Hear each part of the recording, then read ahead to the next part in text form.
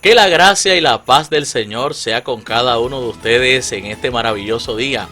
Quien te saluda es el pastor Isaac Ruiz, parte del equipo del Texto Sin Pretexto. Y en esta temporada navideña deseamos saludarte y junto a nuestra hermana Daluan Nieves deseamos recordarte que el significado de esta hermosa temporada es el nacimiento de nuestro amado Señor Jesucristo y que nuestro proyecto de vida como iglesia es llevar palabra de salvación a las vidas que necesitan de Él. Así que muchas bendiciones. Y de parte de tu familia de Triunfo 96.9 y de tu equipo del Texto Sin Pretexto, te deseamos muchas felicidades. Escudriñar la palabra de Dios es una forma de crecer espiritualmente y de encontrar respuestas a las preguntas que nos plantea la vida. La Biblia es hermosa por su profundidad y riqueza, ya que cada lectura puede revelar los nuevos significados y reflexiones. Triunfo 96.9 FM te da la bienvenida a El Texto Sin Pretexto con el pastor Isaac Ruiz. Que la gracia y la paz del Señor sea con ustedes en este maravilloso día. Quien te saluda es el pastor Isaac Ruiz, parte del equipo del Texto Sin Pretexto y pastor en la Iglesia de Dios Pentecostal Movimiento Internacional del barrio Bajuras de Isabela. Y estamos aquí en este nuevo año 2025. Así que estamos contentos porque estamos dando comienzo a esta nueva temporada. Así que, y el Texto Sin Pretexto, pues sigue con los mismos brillos, con las mismas fuerzas. Así que a todos los amigos, a todos los hermanos que siempre nos sintonizan semana tras semana, muchas felicidades, esperando en el Señor que la hayan pasado bien junto a su familia, junto a sus seres queridos. Y vamos a comenzar con lo que este nuevo año tiene deparado para nosotros con la ayuda del Todopoderoso. Y como siempre, como todos los viernes y semana tras semana, me acompaña la hermana Daluan Nieves. Daluan, Dios te bendiga y felicidades. Amén, amén. Muchas bendiciones a cada uno de nuestros hermanos y amigos, ¿verdad?, que nos ven en este momento. Que la gracia del Señor sea sobre sus vidas en este nuevo año. Damos gracias al Padre por la bendición de poder estar aquí y compartir con cada uno de ustedes. Amén. Así que estamos, ¿verdad?, deseosos de comenzar en este primer programa del año. Amén. Y tenemos, como siempre, preguntas, ¿verdad?, muy interesantes que las personas semana tras semana nos hacen. Así que antes de comenzar, queremos recordarle a los que están a través de la radio Triunfo 96.9, la emisora que te hace bien. Tenemos, ¿verdad?, dos maneras en que usted puede enviarnos sus dudas y sus preguntas. Nos puede enviar sus dudas y preguntas al correo electrónico en su contexto 96.9 @gmail.com, o nos puede escribir un mensaje de texto al número 787-503-4125. Repito, 787-503-4125. Lo puede hacer por texto regular o a través de la aplicación de WhatsApp. Así que ahí recibimos sus preguntas, sus dudas, y con mucha responsabilidad semana tras semana la vamos a estar trabajando en este foro radial que se ha convertido en el salón radial, amén, de la semana, donde aquí, ¿verdad?, transmitimos el conocimiento de la palabra del Señor. Y Daluan, ¿qué tenemos en el día de hoy? Pues mira, en el día de hoy continuamos, ¿verdad?, en este primer programa 2025, continuamos con Mateo 8.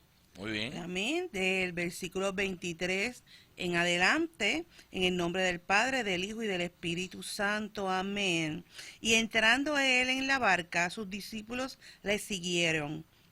Y he aquí que se levantó en el mar una tempestad tan grande que las olas cubrían la barca, pero él dormía. Y vinieron sus discípulos y le despertaron diciendo: Señor, sálvanos, que perecemos.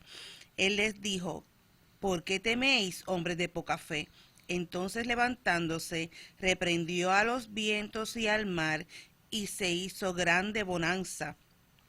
Y los hombres se maravillaron diciendo: ¿qué hombre es este, que aún los vientos y el mar le obedecen. Muy bien. Un Amén. pasaje, ¿verdad? Muy Poderoso, conocido, amén. ¿verdad?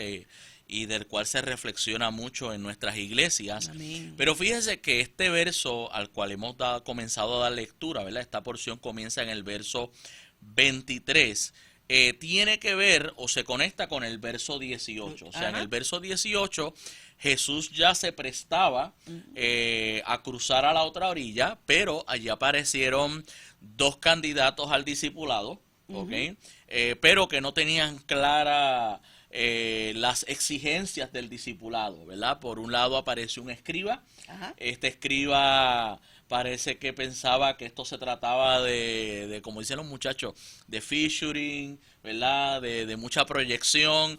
Y cuando Jesús le dijo, mira, está bien, tú me quieres seguir, pero el Hijo del Hombre no tiene dónde recostar su cabeza. En otras palabras, Exactamente. como explicamos en aquella ocasión, no es que Jesús no tuviera residencia, sino que, mira, su ministerio le exigía tanto que esto era, mira, donde la noche los Sacrificado. tomara, ¿verdad? Amén. Y el escriba, pues, como que lo pensó bien y dijo, bueno, en casa yo tengo una Craftsmatic, así que no me gusta mucho la idea.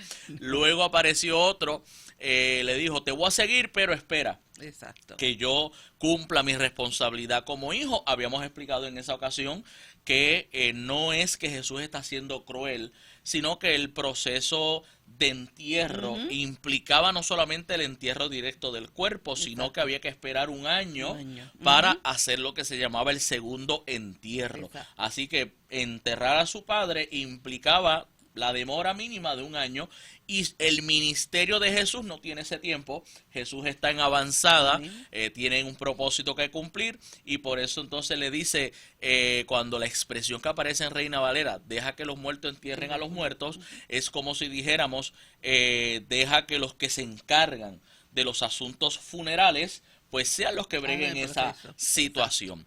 Y entonces ahí es que entra este versículo donde ahora Jesús sí puede cruzar, ¿verdad?, a la otra orilla, como se lo había propuesto en el versículo 18. Ahora, cabe destacar que cuando una vez ya ellos están en ese lago, ¿verdad?, porque esto es más bien un lago, se le llama mar porque son lagos no pequeños, ¿verdad? Son lagos grandes y por eso se le usa el Navegables. término mar. Exacto. Menciona que se levantó una tempestad, pero esta tempestad que se levanta no es cualquier tempestad, ya que en los escritos griegos se utiliza el término seismos. Y seismos, ¿te suena eso alguna palabra en español? Sí, ajá. Te suena sismo, ¿verdad? Sí. Seismo, de ahí es que viene. Entonces, espérate, pues, ¿fue un temblor o qué fue lo que fue? Lo que sucede es que este tipo de tormentas llamadas seismos se usaban no para tormentas normales o tormentas de temporada. Inclusive en la literatura bíblica se utiliza para hablar de ataques que hace el enemigo. Es como si el enemigo hubiese aprovechado la coyuntura y hubiese provocado una situación, ¿verdad? Así que eso es lo que está haciendo el autor bíblico al utilizar este término que se traduce como tempestad. O sea, ellos están cruzando, no es que había señales de que iba a haber una tormenta, aunque sabemos que en estos lugares los cambios climáticos son repentinos. Pero al utilizarse ese término, eso es lo que quería implicar el autor bíblico. Ahora, lo interesante de esto es que Jesús dormía. Y este pasaje yo lo llevo en conexión a otro pasaje del Antiguo Testamento donde hubo otro individuo que también dormía en medio de una tormenta. Pero hay una gran diferencia, ¿verdad? El individuo del Antiguo Testamento es Jonás. La historia de Jonás que todos conocemos. Jonás duerme en medio de una tormenta, pero Jonás está en una actitud de indiferencia y desobediencia a la voluntad del Señor. Así que podemos decir que Jonás dormía en el sueño de la indiferencia. O sea, no me importa, ¿verdad? Pero en cambio Jesús está haciendo la voluntad del Señor. Así que podemos decir que Jesús duerme en los brazos de confianza del Padre. Y esto nos enseña a que siempre vamos a tener tormentas en la vida y siempre van a haber circunstancias adversas, pero si estamos en la voluntad perfecta del Señor, hagamos como Jesús. Durmamos en los brazos de confianza del Padre Celestial. Ahora, me llama la atención que los discípulos le llaman Señor. O sea, utilizan el término Kyrios, Señor. Así que reconociendo ya en Jesús no meramente un maestro, sino reconociendo su mesianismo. Pero están asustados. Y Jesús se levanta y la reacción de Jesús es recriminarles su poca fe. Amén. Así que Jesús en ese momento se levanta, ¿verdad? Ellos han visto ya ciertos milagros, han visto cómo el Señor a través de su poder ha realizado ciertas cosas y les recrimina su falta de fe. Ahora, lo interesante es que el Señor se para, ¿verdad?, en la embarcación donde está y hace algo que en el judaísmo siempre se ha entendido que únicamente lo puede hacer Dios. Amén. Y me explico.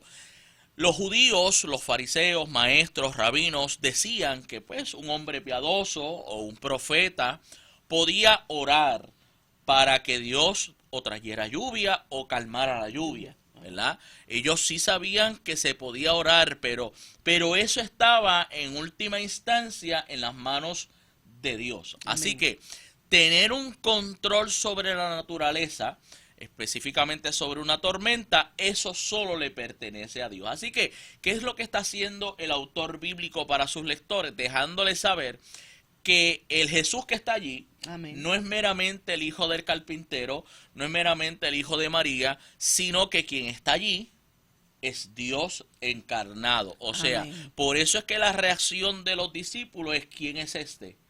Que los vientos y los mares le obedecen, ¿verdad? Así que de esta manera los discípulos terminan viendo parte, ¿verdad?, de esa manifestación de la deidad de Jesús que la vemos manifestada aquí en Mateo y en los otros evangelios. Entiendo que Marcos y Lucas ambos presentan este relato. Así que muy interesante esa parte, pero después que Jesús demuestra su poder sobre la naturaleza, llega a un lugar. Vamos Amén. A ver ahí la base bíblica. Cuando llegó a la otra orilla, a la tierra de los Gadarenos, vinieron a su encuentro 2 endemoniados que salían de los sepulcros, feroces en gran manera, tanto que nadie podía pasar por aquel camino. Y clamaron diciendo: ¿qué tienes con nosotros, Jesús, Hijo de Dios? ¿Has venido acá para atormentarnos antes de tiempo? Muy bien. Jesús junto a sus discípulos llega a lo que es la ciudad de Gadara, ¿verdad? Esta ciudad estaba situada tierra adentro, ¿ok?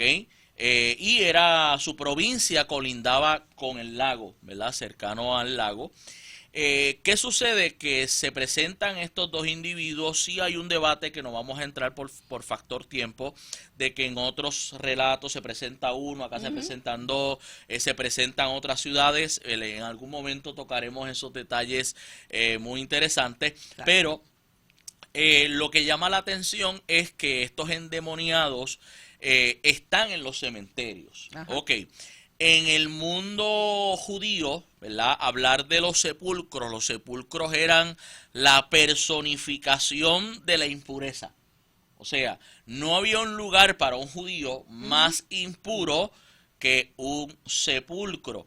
Y por lo tanto ellos entendían que esa era la morada apropiada para los demonios. Okay. O sea, eso es parte del concepto judío. Por eso es que cuando Jesús le dice a los religiosos: ustedes son sepulcro blanqueado, es un insulto de grandes ligas. O sí. sea, si lo analizamos bien desde la perspectiva hebrea, le está diciendo: ustedes son impuros, ustedes son habitación de demonios. Así. Y después, si usted le añade generación de víboras y todo lo que Jesús le dijo, pues ya usted sabe, ¿verdad?, cómo aquellos fariseos se pusieron cuando escucharon esa expresión.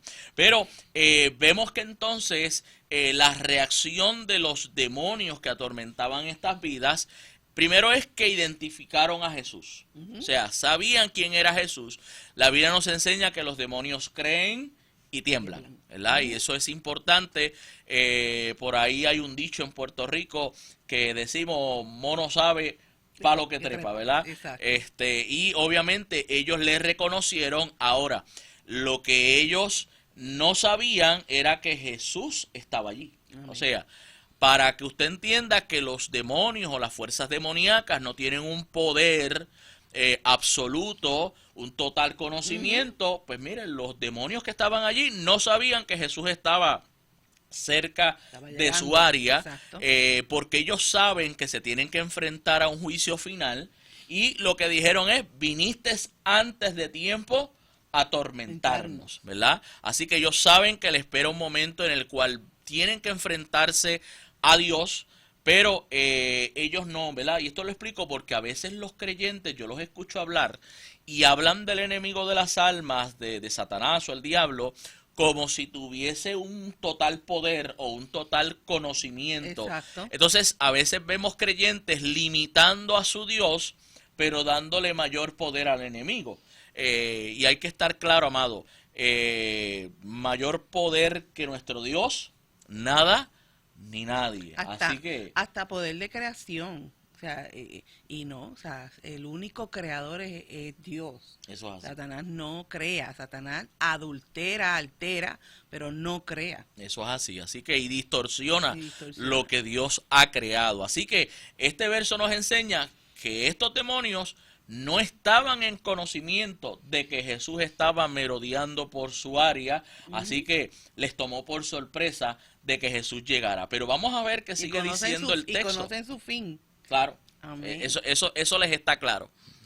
Estaba paciendo lejos de ellos un hato de muchos cerdos, y los demonios le rogaron diciendo: si nos echas fuera, permítenos ir a aquel hato de cerdos. Él les dijo: id. Y ellos salieron y se fueron a aquel hato de cerdos, y aquí todo el hato de cerdos se precipitó en el mar por un despeñadero, y perecieron en el agua. Y los que los apacentaban huyeron, y viniendo a la ciudad, contaron todas las cosas y los que había pasado con los demonios. Y toda la ciudad salió al encuentro de Jesús, y cuando le vieron, le rogaron que se fuera de su contornos. Amén.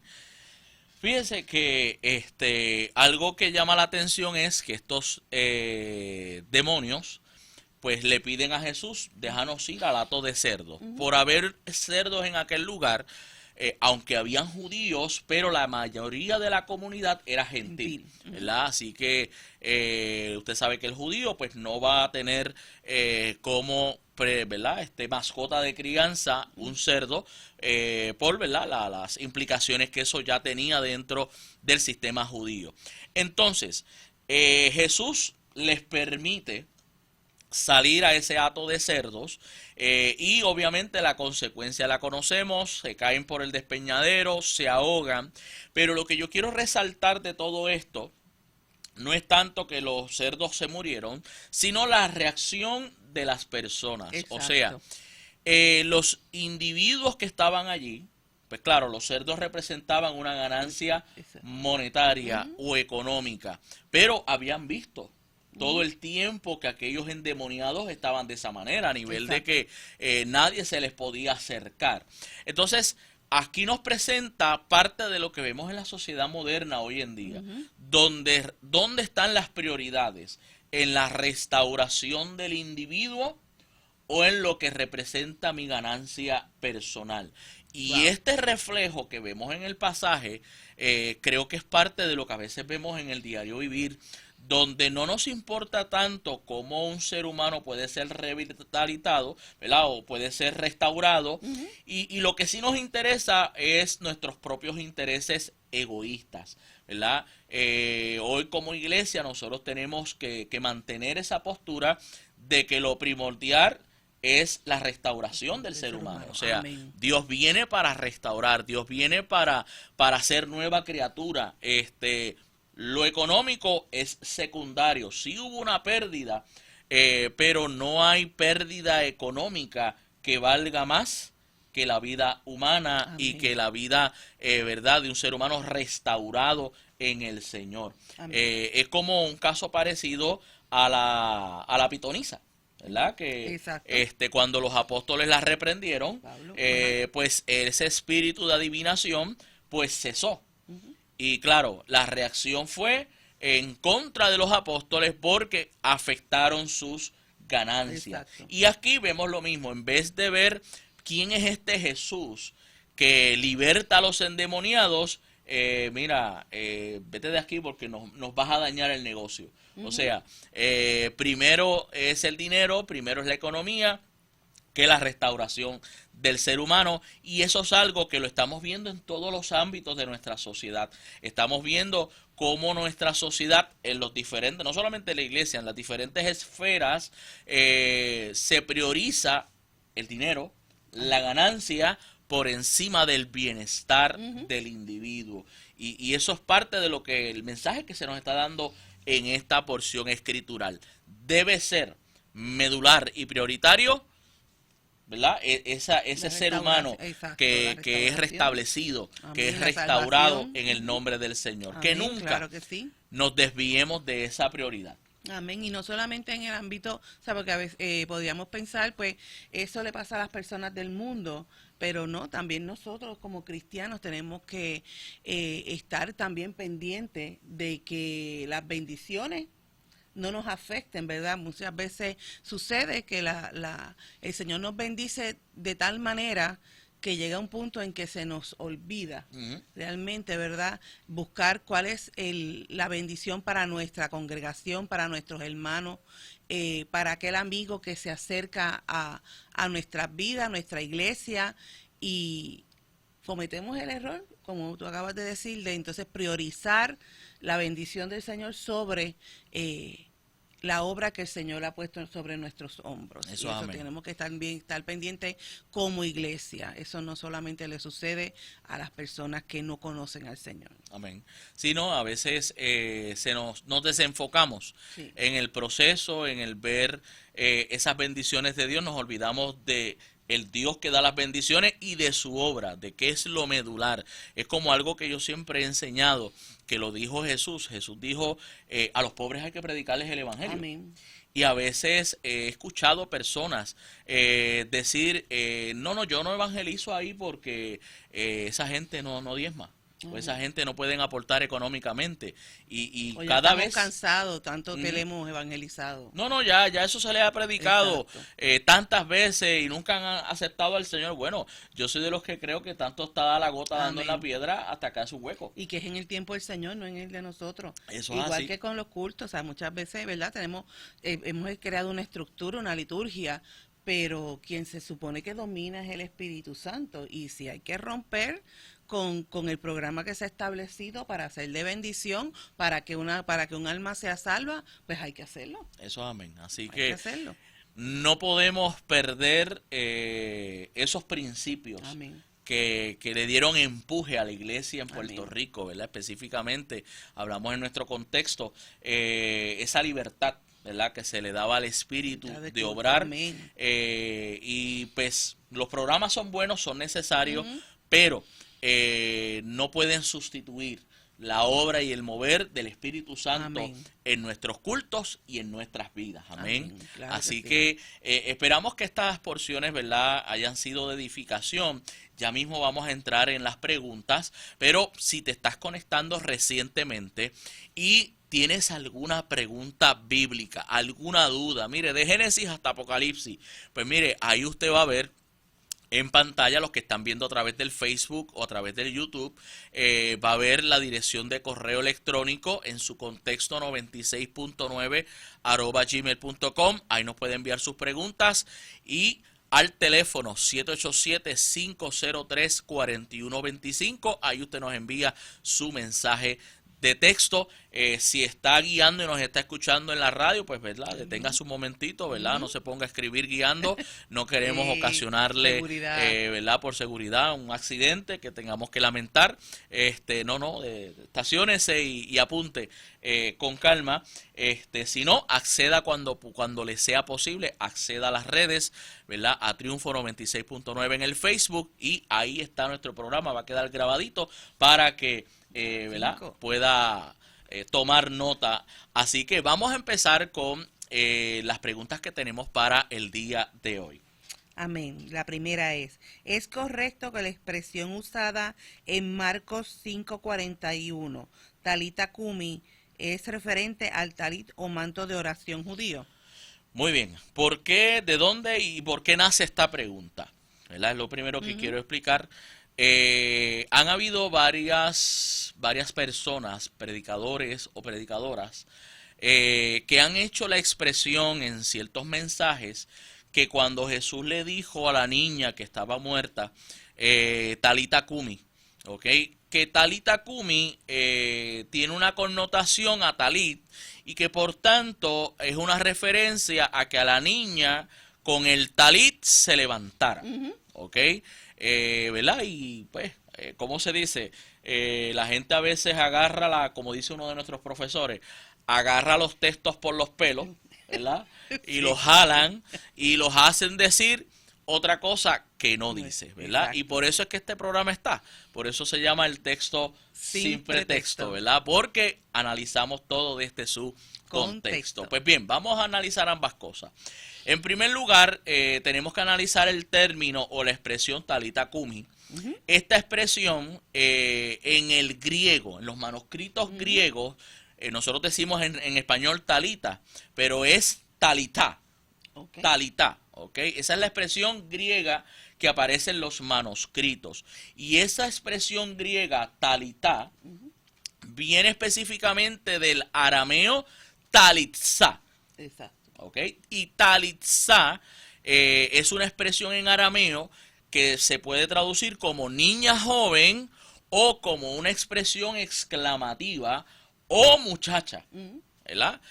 Así que es como si le hubiese gritado para que se animara. ¡Oh, muchacha! Talitzá en el arameo. Talitzá o talitá, traducido como talita, nada tiene que ver en ese contexto con lo que llamamos el famoso manto de oración, que se le conoce como talit. Ok.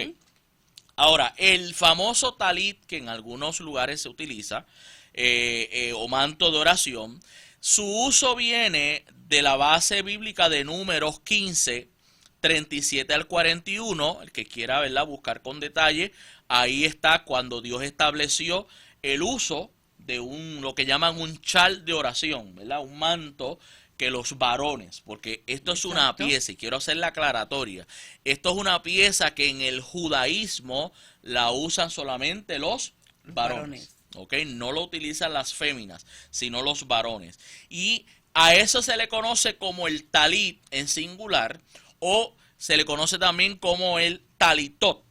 ¿Ok? También en el hebreo sefardí se le conoce como talet. ¿Ok? Esos son los diferentes términos que se utilizan. Y básicamente es esa pieza, ese manto que tiene unos flequitos. Esos flequitos se le conocían como el tzitzit, ¿verdad? ¿Y cuál era el propósito de eso? El propósito de ese manto de oración era recordarle al varón cuando se levantaba. Eso es lo primero que hacía. Se ponía esa pieza y hacía una oración al Señor. Recordarle su sometimiento a la ley de Jehová. Amén. ¿Ok? Entonces, pregunta que surge debido a la reflexión que estamos haciendo. ¿Debemos nosotros en este tiempo para orar utilizar un manto de oración? ¿Debe ser obligatorio? Lo primero, ¿verdad? No criticamos a quien lo use, ¿verdad? Respetamos esas diferencias. Pero nosotros tenemos algo que nos recuerda la ley del Señor y se llama Espíritu Santo. ¿Ok? O sea, en el Antiguo Testamento, pues aquella pieza de ropa, pudiéramos decir, esa tela, ese manto, pues era una forma visible de recordarle al ser humano, está sometido bajo la ley de Dios. Amén. Pero estamos en el nuevo pacto y en el nuevo pacto el Espíritu Santo está con nosotros y en nosotros. Amén. Todos los días de nuestra vida. Y Él es el que nos recuerda que todas las cosas. Y según la palabra del Señor, Él es el que pone en nosotros el querer como el hacer de su buena y perfecta voluntad. Amén. Así que nada tiene que ver entonces el famoso Talita Cumi de niña, a ti te digo levántate, con el talit o manto de oración utilizado, ¿verdad?, en algunos movimientos cristianos y dentro del judaísmo. No te vayas, mantente ahí en sintonía, que regresamos en breve con más de tu programa del texto sin pretexto. Y estamos aquí de regreso en tu programa, El Texto Sin Pretexto, tu programa de interpretación bíblica, donde semana tras semana analizamos el texto desde su contexto. Y si te estás conectando a esta segunda media hora, quien te habla es el pastor Isaac Ruiz, y estamos contentos, ¿verdad?, de estar dando este inicio del año 2025, y a los que, ¿verdad?, no nos habían escuchado todavía, muchas felicidades, ¿verdad?, y próspero año nuevo 2025. Queremos rapidito reconocer a los hermanos que se conectan. Tenemos varios conectados, ¿verdad?, en el día de hoy, y queremos saludarles. Tenemos por aquí, tenemos a la pastora Minali Carrasquillo, tenemos a la pastora Lisandra Luciano, enviamos saludos a las compañeras en el ministerio. Tenemos desde Esteli, Nicaragua, a Yacer Benavides, amén, que está conectado. También por ahí vi al pastor Pablo Vélez, del distrito de Aguadilla, a la directora de MISPA, Centro de Aguadilla, la hermana Elba López, y obviamente semana tras semana se conectan fielmente. Amén. Tengo ahí a mi amada esposa, la hermana Besalí Vadillo, claro, y mi suegra, amén, que están ahí siempre conectadas. ¿Y a quién más tenemos por ahí? Sí, amén. Saludos a nuestra hermana Silvia Lewis, a la hermana Raquel Alma, el hermano José Pérez, a la hermana María del Socorro Espinosa y al hermano Oscar Román. Bendiciones a todos. Amén. Y veo por aquí también a Aracelis Martínez, también, amén, que está conectada, y también a Arinay Rivera Ramírez, amén, amén, que están conectados. Así que Dios me les bendiga a cada uno de ustedes, y vamos a continuar con más de las preguntas que tenemos para la mañana de hoy. ¿Y cuál es la segunda pregunta, Dalvan? Amén. Vamos a ver. Espérate que se me fue. Ok. ¿Dios es hombre o mujer? Ok, esa es la pregunta que nos hace. Si bien Dios sencilla. Es hombre o mujer. Bien sencilla. Ok. Mire, la teología ha podido declarar, ¿verdad?, sin entrar en muchas consideraciones filosóficas, porque esto es un tema, acuérdense, a Dios no lo podemos poner en un laboratorio, ¿verdad?, ni medirlo, ni, ¿verdad?, porque Dios es Dios en ese sentido. Pero la teología, sin entrar en muchas consideraciones filosóficas, establece y dice: Dios no es en modo alguno a imagen del hombre. Eso es lo primero, ¿verdad? Dios no es a imagen del hombre. Así que en ese sentido, Dios ni es hombre ni es mujer. La teología en ese sentido declara: Dios es un espíritu puro, ¿ok? Y como espíritu puro, en el cual no hay, ¿verdad?, diferenciación de sexos, ¿ok? Así que al ser espíritu, pero pastor, es que la Biblia dice que Dios nos hizo a su imagen y semejanza, pues entonces, y como creó al hombre primero, pues Dios es hombre, ¿verdad? Y por ahí que se agarran mucho. Pues mire, vamos a explicar un momentito esta expresión de imagen y semejanza para que la podamos entender en su justa perspectiva. Amén. La expresión bíblica imagen y semejanza, o sea, Dios hizo al hombre a imagen y semejanza. Primero es un hebraísmo, porque tanto imagen como semejanza es como decir una redundancia, está repitiendo lo mismo. Es como cuando usted dice sube para arriba, ¿verdad? Usted sabe que los puertorriqueños lo usamos mucho. Pues imagen y semejanza es ese hebraísmo, pero lo que significa imagen y semejanza no es que es idéntico. Exacto. Imagen y semejanza significa parecido de, diferente de. Okay. Me explico. Dios hizo al ser humano no idéntico a él, sino parecido a él en unas cosas, pero diferente de él en otras. Exacto. Me explico. ¿En qué nosotros somos parecidos a Dios? Hay algo que la teología le ha puesto el nombre de atributos comunicables. Okay. ¿Qué son los atributos comunicables? Pues son los atributos que Dios en la creación nos transmitió al ser humano, que también Él los tiene. Por ejemplo, Dios ama, amén, nosotros amamos. Dios odia, porque Él odia el pecado, pues nosotros también tenemos la capacidad de odiar. Amén. ¿verdad? Dios puede ser empático, nosotros podemos ser empáticos con otro ser humano, ¿verdad? Y un montón de atributos que en ese sentido, es más, la Biblia dice que hasta Dios se ríe. Así Exacto. que Dios nos oye. Todos esos atributos, pues son atributos comunicables. Y en eso somos que parecidos a Dios. Amén. Pero hay algo llamado atributos incomunicables. Y hay tres atributos que es lo que hacen a Dios ser Dios. Y es que Dios es omnipotente, significa que todo lo puede, soberano. Es omnisciente, Amén. todo lo sabe, Amén. todo lo ve, nada escapa ante su poder. Y es omnipresente. Amén. Su presencia lo llena todo, ¿verdad? Puede estar en todos los lugares a la vez. Así que, y en ese sentido nosotros que no entramos en Limitados. ninguno de esos atributos. Obviamente, el asunto de varón y hembra, pues fue algo que Dios estableció para que el ser humano que se multiplicase, ¿verdad? Dios es espíritu, pues Dios no está amarrado a ninguna de estas consideraciones biológicas, no solamente la de género o sexo, sino todas otras consideraciones biológicas que nosotros tenemos que bregar con ellas. Dios no está limitado ¿qué? A eso. ¿Ok?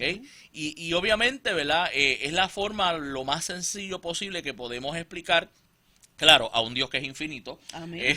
Acuérdense que Dios no podemos encapsularlo en meros argumentos humanos, pero tratando, ¿verdad?, de traer un poco de luz a esa pregunta, es la forma más sencilla que lo podemos transmitir. Ahora, hay una tercera pregunta. ¿Podría brindar una explicación sobre Mateo 19:24? Ok, ¿qué dice ese verso? Otra vez os digo que es más fácil pasar un camello por el ojo de una aguja que entrar un rico en el reino de Dios. Muy bien, vamos a destacar algunas cositas en primer lugar. Antes de esa expresión, Jesús tuvo una conversación con el joven rico. ¿Te acuerdas? El joven rico le dice, ¿qué tengo que hacer para heredar el reino de los cielos? ¿Verdad? He guardado los mandamientos, el muchachito se creía, ¿verdad? Que tenía todo gano, ¿ok? Y obviamente él se jactaba de su conocimiento de la ley, de guardar todos los aspectos de la misma, pero Jesús, que conoce el corazón, ¿verdad? Discierne los pensamientos del ser humano, le tocó un punto en el cual él no estaba totalmente libre, ¿verdad? Y no es que Jesús esté condenando a los ricos. No. Ok, eso vamos a empezar por ahí. No es que Jesús esté condenando, usted puede ser pobre y tener un corazón como el del joven rico, ¿verdad? Y puede ser rico, pero sumamente humilde y desprendido, ¿verdad? Eso hay que aclararlo. Entonces, cuando Jesús le dice a este joven rico, mira, reparte tus riquezas, pues ahí fue donde le tocaron la llaga. Eso fue como echarle alcohol 70 a la herida abierta, ¿ves? Y entonces el joven, dice la Biblia, que se entristeció. ¿Por qué Jesús le toca eso? Porque él sabe que él está aferrado a sus riquezas. O sea, él se jacta de que está guardando todos los aspectos de la ley, pero él sabe que él tiene a las riquezas como su Dios. Amén. Y en ese sentido Jesús le toca esa llaga. Entonces, es en ese contexto que Jesús primero dice en el versículo 23, porque no queremos que tomar el texto fuera de su contexto y formar un pretexto. En el 23 dice, entonces Jesús dijo a sus discípulos, de cierto os digo que difícilmente entrará un rico en el reino de los cielos. ¿Pero qué rico? Como el joven que antecedió. No está hablando de los ricos en general, sino ricos que tengan esa actitud de amor al dinero, de avaricia, como aquel joven. Y después de eso, en el 24, dice, otra vez os digo que es más fácil pasar un camello por el ojo de una aguja que entrar un rico en el reino de los cielos. Fíjese que la expresión dice otra vez, no es que Jesús haya hablado del camello anteriormente, sino que Jesús quiere dar claridad al pensamiento anterior que está en el verso 23. O sea, pues, ¿cómo te lo digo? ¿De qué manera te lo digo? Pues Jesús utilizó un ejemplo gráfico y quiero entonces dejar claro que hay una interpretación que se ha hecho mucho y voy a explicarla, pero voy a explicar de dónde sale y si realmente es lo que se tenía en mente cuando Jesús dijo esto. Ok, por ahí se ha escuchado que el ojo de una aguja era una entrada pequeña y que los camellos tenían que doblarse. Ok, esa interpretación, quien la hace es Tomás de Aquino. Okay. Y Tomás de Aquino la hace en el 1224, él vivió 1224 a 1275. O sea, eso era ya la Edad Media. Exacto. En la época de Tomás de Aquino sí existían unas entradas donde los camellos tenían que doblarse, pero en los tiempos de Jesús esa entrada no existía. Okay. ¿Ok? O sea, que entonces, ¿por qué Jesús utiliza esta expresión? Jesús lo que hace es acudir a una hipérbole. ¿Qué es una hipérbole para los que faltaron al curso de español? Es una exageración. Sí, sí. ¿Usted se acuerda cuando Jesús dijo, mira, tú que estás pendiente a la paja, que está en el ojo de tu hermano, cuando tú tienes una viga? Exacto. La palabra viga es una estaca. Sí. Pues, ¿qué está usando? Literalmente, ¿la gente anda con una estaca en el ojo?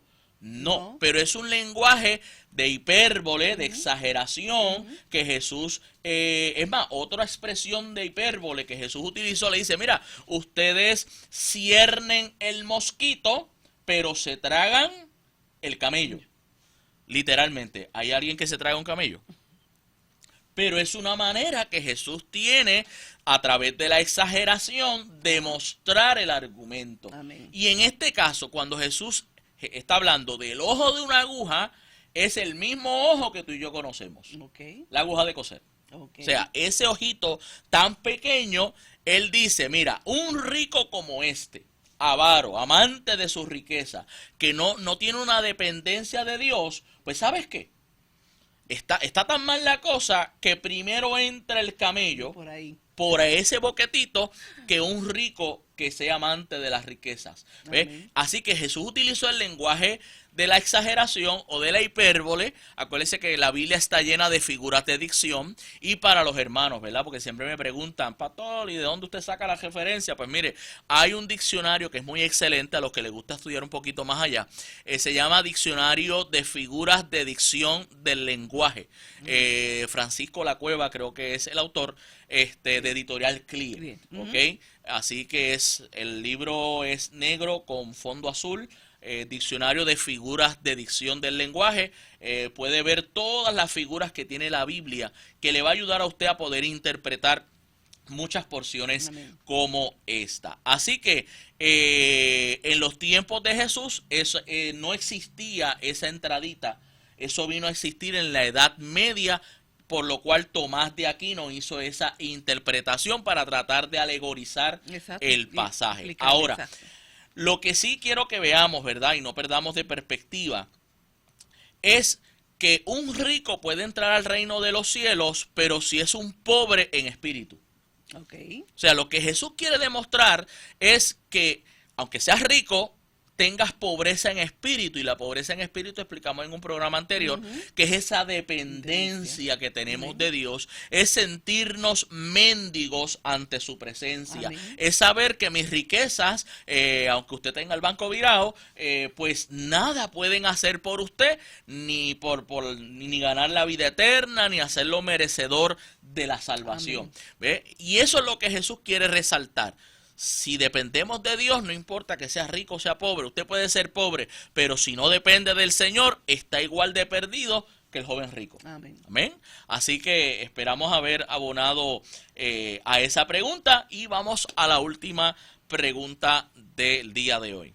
¿De dónde salieron las mujeres para Caín y los demás si solo estaban Adán, Eva, Caín y Abel? Ok, bien, ahí le faltó a la pregunta añadirle a Set, que fue el tercer hijo que se menciona, ¿verdad? En el Génesis. Pero bien, vamos a explicar un poco primero el asunto del Génesis. ¿Cuál fue la intención del autor de Génesis al relatar, ¿verdad?, estos actos del comienzo? Lo primero es que tanto Génesis como muchos otros libros de la Biblia no son un tratado de historia, aunque son libros que poseen historia. Pastor, explíquese. Bueno, En un tratado de historia, usted va a tomar los mínimos detalles, ¿verdad? Y estoy hablando de la historia moderna, cómo se maneja la historia hoy. Se toman los mínimos detalles, la secuencia, qué pasó antes, qué pasó después, y se va buscando todo el cuadro, pero esa no es la intención del autor bíblico. El autor bíblico está dirigido a trazar la historia del surgimiento de Israel como nación. Esa es la intención del Génesis. Mira, Dios creó al ser humano, lo hizo, y estos fueron los patriarcas que fueron surgiendo hasta que viene Noé, de Noé sale Abraham, de Abraham sale Jacob, ¿verdad? Los patriarcas, los 12, y esa es la intención del autor. Así que, por ende, va a ignorar un montón de data histórica que no apela a su intención como escritor. Okay. Eso es lo primero que tenemos que tener claro. Así que, como voy a apelar a lo que dijo el escritor del Evangelio de Juan, hay muchas cosas que hizo Jesús que si se fueran a escribir, él dijo, no cabrían en ningún libro, ¿verdad? Dijo el autor de Juan. Pues hay muchas cosas que sucedieron que, pues mira, no se escribieron porque no eran relevantes para la intención del autor. Ahora, ¿qué nos dice, a pesar de que tenemos pocos detalles en el libro de Génesis? En Génesis 5:4 dice lo siguiente. Dice, y fueron los días de Adán después que engendró a Set. Obviamente muere Abel a manos de Caín. Viene un tercer hijo que es de donde va a salir el linaje de ¿qué? De Israel. ¿Ok? Dice que duró ¿qué? 800 años y engendró hijos e hijas, en plural. O sea, ¿cuántos hijos e hijas? Obviamente el texto no lo dice, pero por default, como dice el norteamericano, ¿verdad? En modo automático, podemos entender que los primeros seres humanos de esos hijos y de esas hijas, en un mundo que, pues mira, no había las enfermedades que hay hoy. Exacto. No había los males congénitos que hay hoy. Exacto. ¿Verdad? Pues de esos primeros hijos surgieron los primeros que matrimonios, porque esa fue la orden. Multiplíquense. Exacto. ¿Verdad? Gobiernen y sojuzguen la tierra. Así que ¿con quién se casó Caín? Obviamente el texto no nos entra mucho en detalle, sí nos habla de que él tomó por esposa, pero podemos concluir que de todas esas hijas, que la Biblia no detalla cuántos fueron, o sea, usted sabe que son casi 800 más los años que vivió antes, cuánto tiempo, ¿verdad?, tuvo para engendrar y tener hijos, pues obviamente siguiendo el mandato que Dios le dio, pues de ahí tomaron sus primeras esposas. Ya una vez el pecado comienza a adentrarse en la raza humana, pues también vienen las enfermedades. Y por esa razón, luego, más adelante, Dios establece que, mira, espérate, no se deben casar hermanos, no se deben casar primos, etcétera, porque ahí sabemos, ¿verdad? Si profundizamos un poquito en las ciencias de la genética, pues sabemos que las enfermedades y los males congénitos comienzan a transmitirse. Así que eso es lo que por lo menos el Génesis nos plantea. El que tenga más curiosidad, pues puede leer Levítico 18. Que Muy ahí bien. aparece todo eso. Y claro, tenemos que entender que esto aún hay áreas en el mundo que se practica, ¿verdad? Con unas limitaciones, pero sí, ¿verdad? Hay algunos de ellos, pues, en cuestión de matrimonio, pues lo restringen, pero se practica fuera de. Exacto. Matrimonio. Sí, hay áreas todavía en el mundo donde se practica de esa manera. Así que, bien, mis amados, nos queda ya un minuto para terminar nuestro programa, pero como siempre le animamos a usted que nos está escuchando, mire, si usted no tiene una iglesia donde congregarse, una comunidad de fe, donde adorar el nombre del Señor, mire, si usted está en el área oeste, le invitamos, ¿verdad? Cerca de Aguadilla, Isabela, le invitamos a la Iglesia de Dios Pentecostal MI del barrio Bajuras de Isabela, una iglesia que adora y bendice el nombre del Señor, pero si usted está por acá, por el ladito de Cagua, Aguabuena, por ahí, Daluán. Está el frito ahora mismo. Amén. Son bienvenidos a la Iglesia de Dios Pentecostal, Movimiento Internacional de Aguas Buenas Pueblo, nuestro pastor reverendo Jorge López Natal. Allí serán bienvenidos para la gloria y la honra del Señor. Y si no está cerca de ninguna de las dos, lo importante es que te reúnas, amén, que busques una iglesia cerca de tu casa y ¿verdad? Y en congregación viva, ¿verdad? Lo que es la armonía con la coinonía con nuestros hermanos y la manifestación del Espíritu Santo llegue a tu vida. Eso es amén. Así que, pues para nosotros ha sido un honor, un placer poder compartir contigo este primer programa Amén. del año y te esperamos la semana próxima en más de tu programa El Texto Sin Pretexto. Bendiciones. Triunfo 96.9 FM presentó al pastor Isaac Ruiz en El Texto Sin Pretexto. No olvide que puede enviarnos su pregunta, duda o comentario a la siguiente dirección electrónica: en su contexto 96.9 @gmail.com. Regresamos la próxima semana en El Texto Sin Pretexto.